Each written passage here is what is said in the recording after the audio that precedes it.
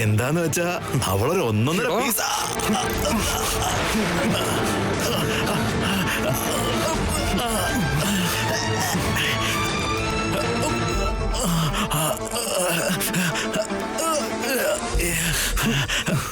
എന്തിനാ എന്റെ കഴുത്തി പിടിക്കുന്ന ബോസ്? വിട്. അവളെ കുറിച്ച് ഞാൻ പറയുമ്പോ നിങ്ങൾ ആസ്വദിക്കാതെ ഇങ്ങനെ കഴുത്തി പിടിക്കുന്ന എന്തിനാ? പെൺകുട്ടികൾ ഒരിക്കലും എന്റർടൈൻമെന്റ് അല്ലടാ. ഇനി ഒരു കുട്ടിയെ പറ്റിയോ മോശമായിട്ട് നീ സംസാരിക്കരുത്. മനസ്സിലായി ബോസ്. ചത്തുപോകും ഞാൻ. പ്ലീസ് എന്നെ ഒന്ന് വിട്.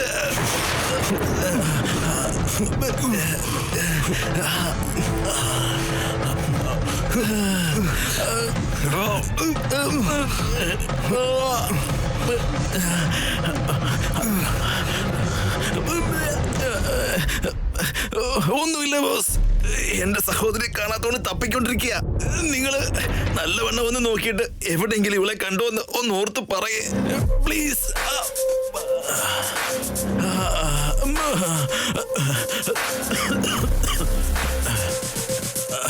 ഒന്ന് നന്നായിട്ട് ആലോചിച്ച് നോക്കുക.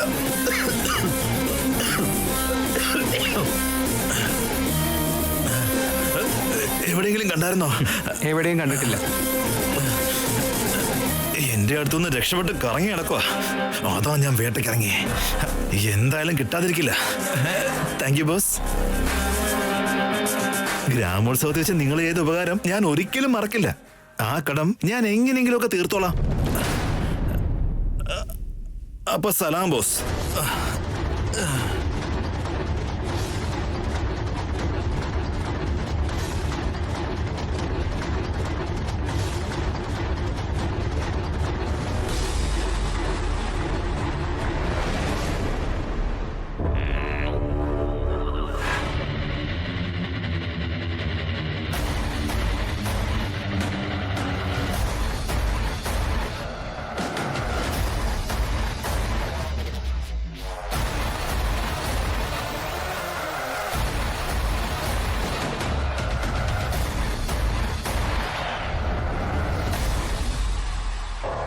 എന്തായി കാര്യം? ആ സുരേന്ദ്രനെ പേടിച്ച് ജോലി തരാൻ കഴിയില്ല എന്ന് പറഞ്ഞു. ജോലി അത്യാവശ്യമായതുകൊണ്ട് തനിക്ക് ഫീൽ ആവണ്ടെന്ന് കരുതിയാ ഞാനും ഒന്നും പറയാതിരുന്നത്. ഇനി ആ സുരേന്ദ്രനുള്ളപ്പോ ഇങ്ങനൊരു റിസ്ക് എടുക്കണോ? റിസ്കിനെ കുറിച്ചൊന്നും ആലോചിക്കാൻ പറ്റുന്ന അവസ്ഥയിലല്ലെന്നേ. ചേച്ചിയുടെ കുടുംബത്തിന് മേലുള്ള റെസ്പോൺസിബിലിറ്റീസിനെ കുറിച്ച് മാത്രമേ എനിക്ക് ആലോചിക്കാൻ പറ്റൂ.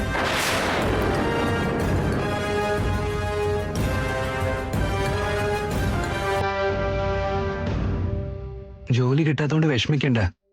എന്ത് ചെയ്യണമെന്ന് എനിക്കറിയാം.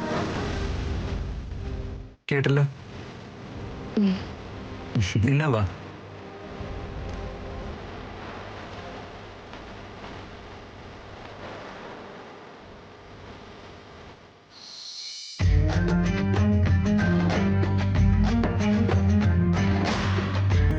ഏതോ ഒരുത്തൻ ദേഹത്ത് അത്തപ്പൂക്കെ ഇട്ട് വരുന്നുണ്ടല്ലോ. എന്തായാലും ചോദിക്കാം.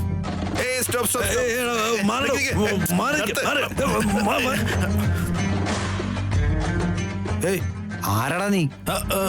ചാവാൻ വേറെ വണ്ടിയൊന്നും കിട്ടിയില്ലേ? ചാവാൻ പോകുന്ന ആള് റോഡിൽ ഇങ്ങനെ കിടക്കുന്നല്ലാതെ സ്റ്റോപ്പ് സ്റ്റോപ്പ് എന്ന് പറയുവോ? ഇതെന്താടാ ഊബർ ഓട്ടാന്ന് വിചാരിച്ചോ? അങ്ങനെയൊന്നും വിചാരിച്ചല്ല ബോസ്.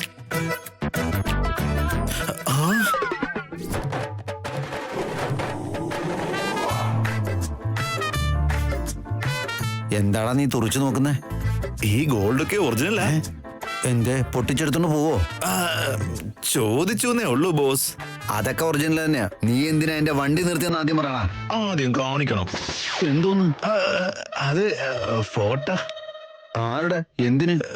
ഒരു മിനിറ്റ്.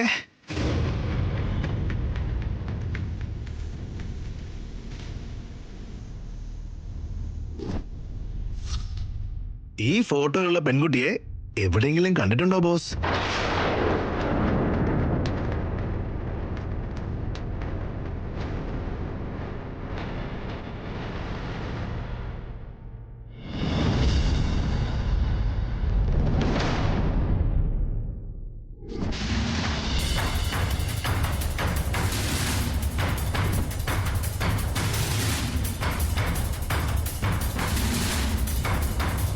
ഏട്ടാ വണ്ടി ഒന്ന് നിർത്തി.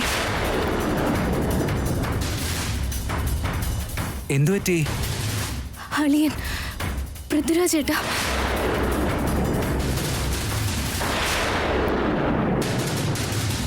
ശരിക്കും നോക്കിയേ.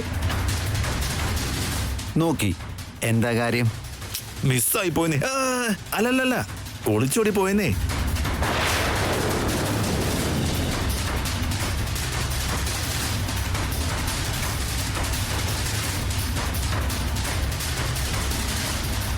ചെറുപ്പം മുതലേ അവളെ ഞാൻ വളർത്തി വലിയ ആളാക്കി, നന്നായി പഠിപ്പിച്ചു, എന്നിട്ട് ജോലിയും വാങ്ങിക്കൊടുത്തു. അവസാനം അവൾ എന്നെ വഞ്ചിച്ച് വീട് വിട്ടു പോയി ബോസ്.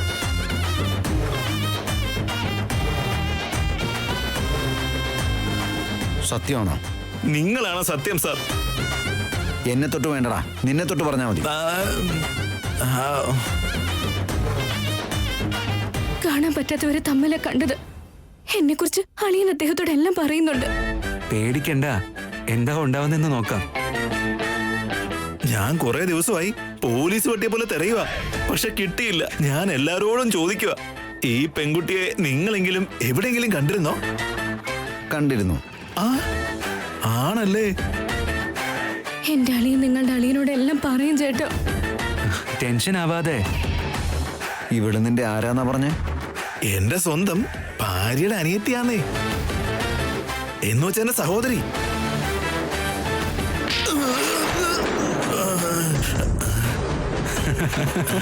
എന്തിനാ എന്നെ അടിച്ചേ?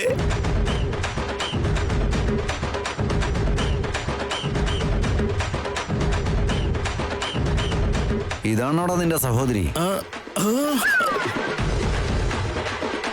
ഇവളുടെ ചേച്ചി കരീഷ്മ കപൂർ നിന്റെ ഭാര്യയാണല്ലേ?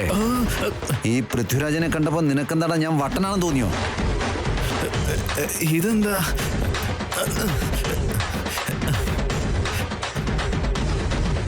മുംബൈയിലുണ്ടാവും, ചെല്ല്. മട്ടം വെട്ടുന്ന പോലെ വെട്ടി നുറുക്കി കടലിൽ കൊണ്ട് കളയും.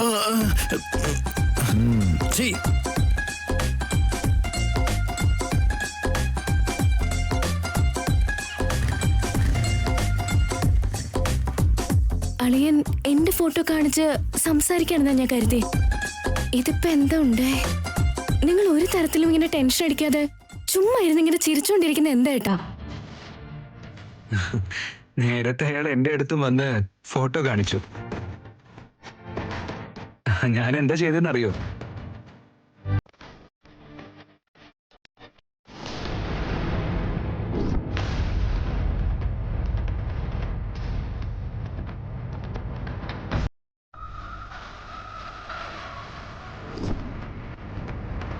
എന്റെ ഒരു ഫോട്ടോ അതിലുണ്ടായിരുന്നുള്ളൂ, അത് ഡിലീറ്റ് ചെയ്തങ്ങ് കൊടുത്തു.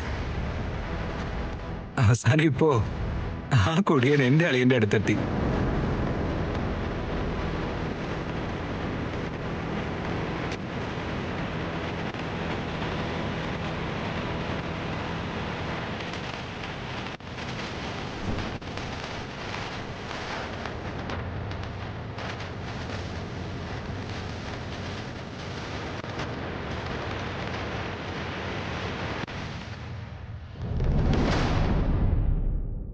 കഴുത്തിന് പിടിച്ച ബോസെങ്ങാനും ഡിലീറ്റ് ചെയ്ത് കാണോ?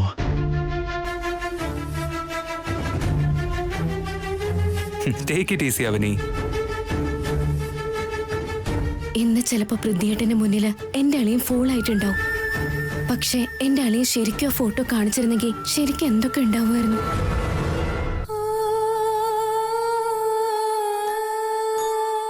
ഓരോ ചുവടിലും ഓരോ തടസ്സങ്ങൾ മറികടക്കുന്നുണ്ട്.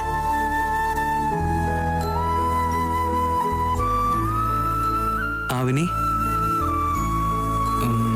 ഒരു കോഫി കുടിച്ചിട്ട് പോയാലോ?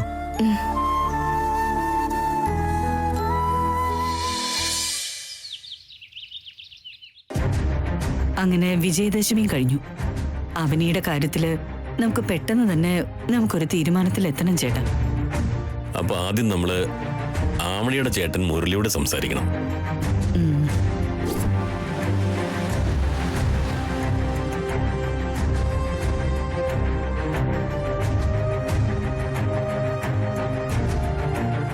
താൻ വാ.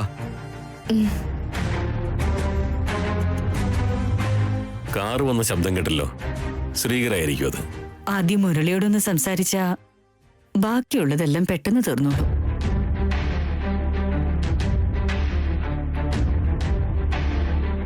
ശ്രീകർ, ഇങ്ങ് വാ.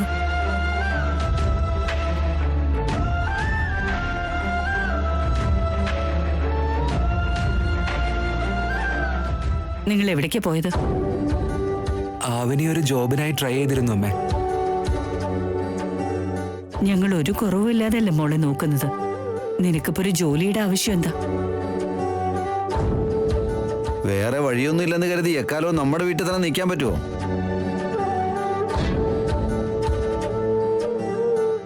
അവനവന്റെ ജീവിതം അവനവൻ തന്നെ നോക്കണ്ടേ? ശരിയാ അമ്മമ്മേ.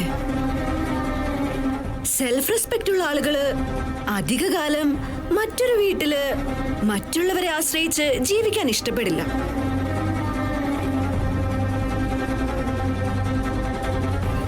സ്വന്തം കാലിൽ നിൽക്കണമെന്നേ അവരെപ്പോഴും ആഗ്രഹിക്കുള്ളൂ.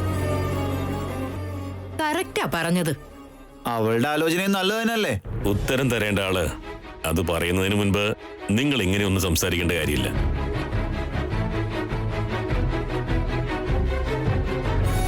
ഇത്തരം ശീലങ്ങളൊക്കെ എത്രയും പെട്ടെന്ന് മാറ്റിയ അത്രയും നല്ലത്. ഒരു ജോലിയുടെ ആവശ്യം ഇപ്പൊ മോൾക്ക് ഉണ്ടോന്ന് പറ മോളെ. അവസ്ഥകള് എങ്ങനെയൊക്കെ മാറി മറിയുമെന്ന് അറിയില്ലല്ലോ അമ്മേ.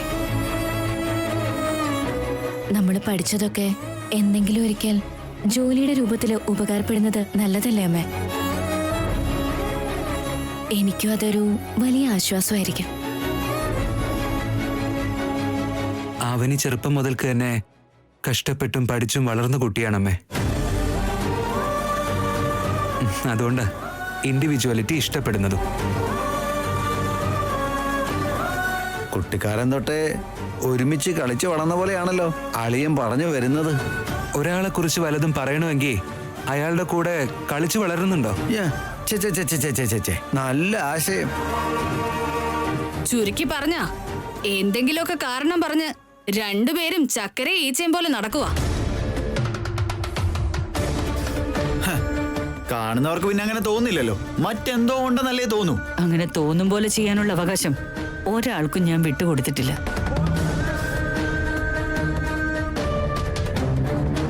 ശ്രീകർ, നീ ഒന്ന് വേഗം മുരളിക്ക് ഫോൺ ചെയ്ത് തന്നെ എനിക്കൊന്ന് സംസാരിക്കണം.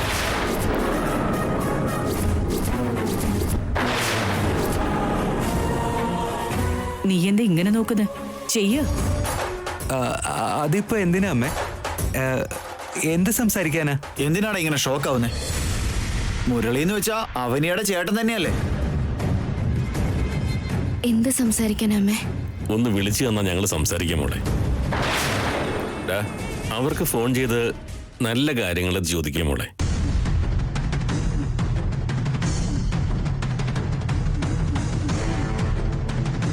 നീ ഇവിടെ വന്നപ്പോ തൊട്ട് ശ്രദ്ധിക്കുക.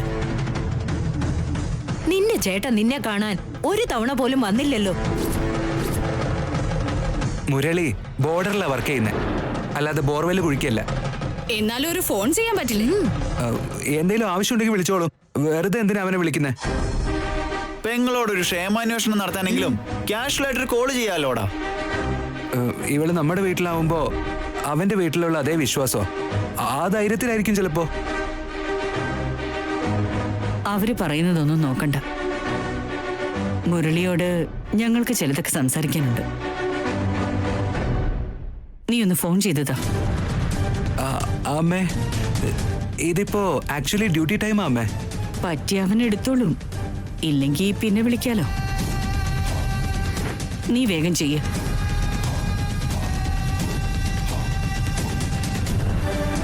അവള് പറയുന്നത് കേൾക്കുമ്പോ നീ ഒരു സെക്കൻഡ് മാറിയാൽ അവള് സഹിക്കില്ല.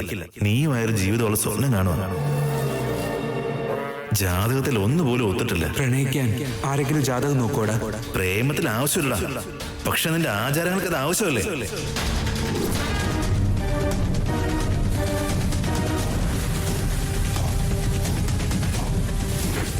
അമ്മേ, എന്ത് സംസാരിക്കാനാ വിളിക്കുന്നേ? ഞങ്ങൾക്ക് ചില തീരുമാനങ്ങളൊക്കെ ഉണ്ട്. നീ വേഗം ചെയ്യ. ഡാ, ഫോൺ ചെയ്യാൻ പറഞ്ഞ എന്തോ ഭൂതത്തെ കണ്ടതുപോലെ എന്തിനാടാ നിൽക്കുന്നേ?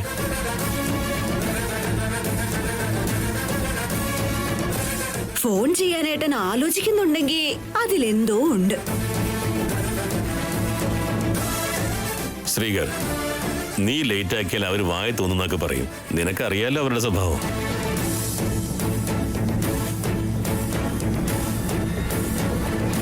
വിളിക്ക് ചേട്ടാ. ഞങ്ങൾക്കും ആ മുരളിയോട് സംസാരിക്കണം. ഞങ്ങൾക്കും ചില ഡൗട്ട്സ് ഉണ്ട്. അതും അങ്ങ് ക്ലിയർ ചെയ്ത് പോവാലോ.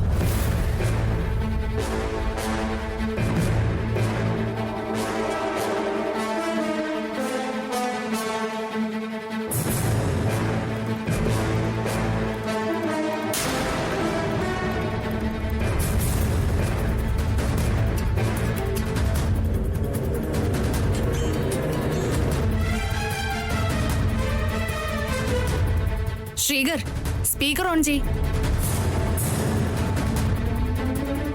സാരമില്ല, സ്പീക്കറിലിട്.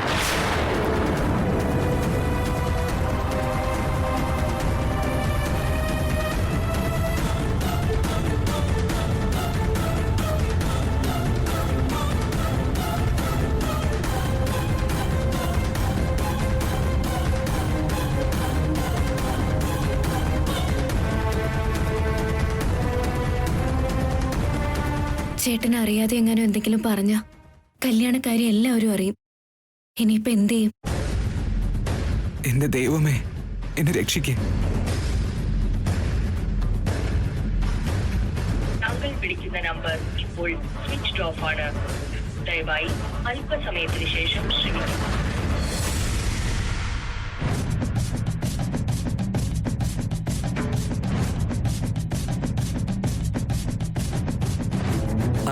നെറ്റ്വർക്ക് ഇഷ്യൂ അമ്മേ.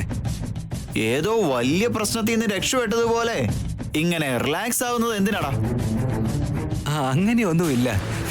എന്തൊക്കെ സംശയങ്ങളാ? അല്ലളിയ, ഏതോ കെണിപ്പെട്ടിട്ട് പിടിക്കപ്പെട്ട പോലെ വലിയ ടെൻഷൻ മുഖത്ത് കാണുന്നുണ്ടല്ലോ. മുരളിയെ ഫോൺ ചെയ്യാൻ